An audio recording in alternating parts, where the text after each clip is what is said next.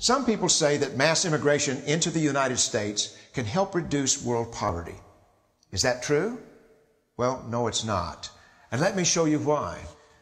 This gumball represents the 1 million legal immigrants that the United States has taken every year on average since 1990. Now, who in the world deserves our humanitarian compassion? The World Bank has one measure of the desperately poor of the world. They make less than $2 a day. And how many people make less than $2 a day in the world? Well, let's start with Africa. In Africa alone, there are 650 million people who make less than $2 a day. 650 million. And in India, another 890 million people, desperately poor. China adds another 480 million people, making less than $2 a day. And unfortunately, the rest of Asia has a heartbreaking 810 million people who the World Bank says make less than $2 a day. And finally, there's 105 million of Latin America's population that are desperately poor. All told, the World Bank says there are 3 billion people in the world. 3 billion people who are desperately poor, making less than $2 a day. That's 3,000 gumballs.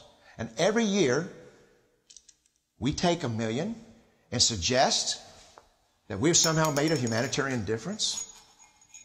Of course, we don't pull our immigrants from these desperately poor populations, do we? These people are too poor, too sick, too disconnected to make it here as immigrants. We tend to pull our immigrants out of the better off poor of the world. And Mexico tends to define the type of immigrant that we bring here because the plurality of people come from Mexico. And Mexico is poor. How many people in the world live in countries that have average incomes lower than that of Mexico? And the World Bank tells us that that number is these 3 billion plus another 2.6 billion people. 5.6 billion people in the world who live in countries with average incomes below that of Mexico.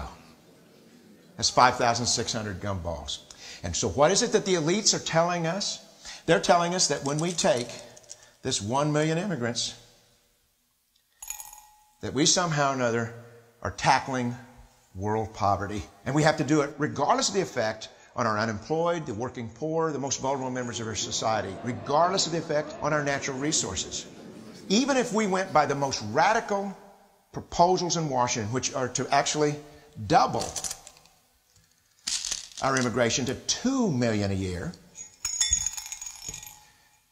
which would totally overwhelm our physical, natural, and social infrastructures, we couldn't make a noticeable difference. And we may be really hurting the impoverished people of the world because the million that we do take are among the most energetic, often the better educated, certainly the most dissatisfied people that if they did not immigrate would be the agents for change to improve the lot of all the people in these countries.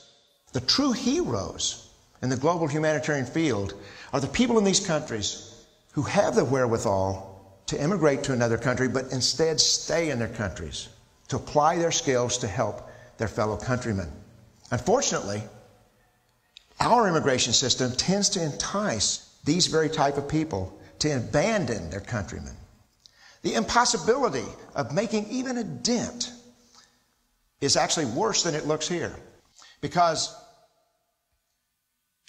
last year, when we took 1 million immigrants, these countries added, births over deaths, 80 million more people into the impoverished population. And this year, Congress is bringing in 1 million legal immigrants. And this year, according to the United Nations, these countries are expected to add another 80 million people. And next year, you can be quite sure that Congress, unless stopped by the American voters, will bring in another 1 million immigrants. And these countries, unfortunately, will be adding another 80 million people. into these impoverished nations. We could take 5 million a year, but we'd never get ahead of what's happening in these countries. Not in this century. Don't you see?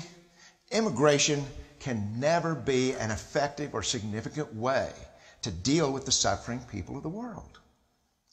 They have to be helped where they live. 99.9% of them will never be able to immigrate to a rich country. There's no hope for that. They have to bloom where they're planted. The only place that 99.9% of these people can be helped is where they live. Let's help them there.